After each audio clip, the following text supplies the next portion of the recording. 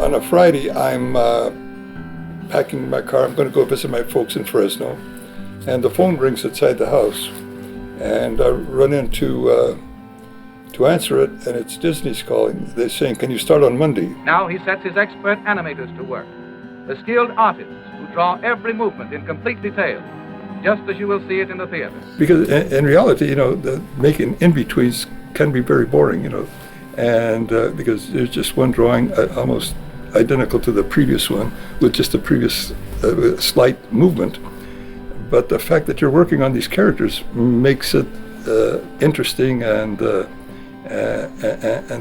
enjoyable. To me, animation is a low-tech business. It's a pencil, a piece of paper, and imagination.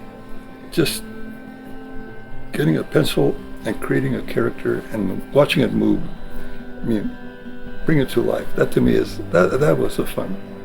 That's what it's all about. That's why it's animation. I got this package. It's an invitation for Disneyland, and it had an invitation by Walt. It had 2 tickets. It had a window sticker for parking, and it had a little booklet explaining what Disneyland was all about. We knew that there was something going on. We knew the park was there because Walt was seldom at the studio. He'd come into the studio, then he'd disappear, and so everybody said he's at the park. He's getting it ready. So we knew that was in the works.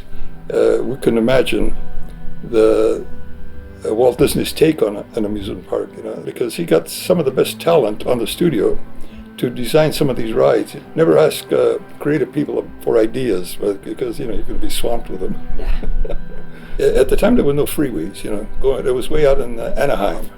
It was a great beginning, because Disneyland opened on the 17th of July, and so it was great timing.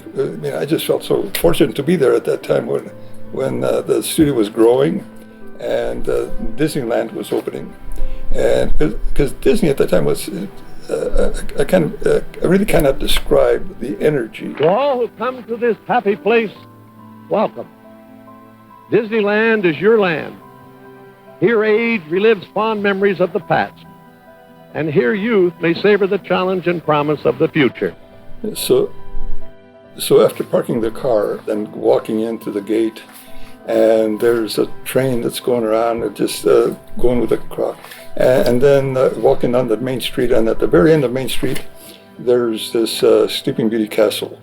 And that's the project we were working on at the studio, Sleeping Beauty.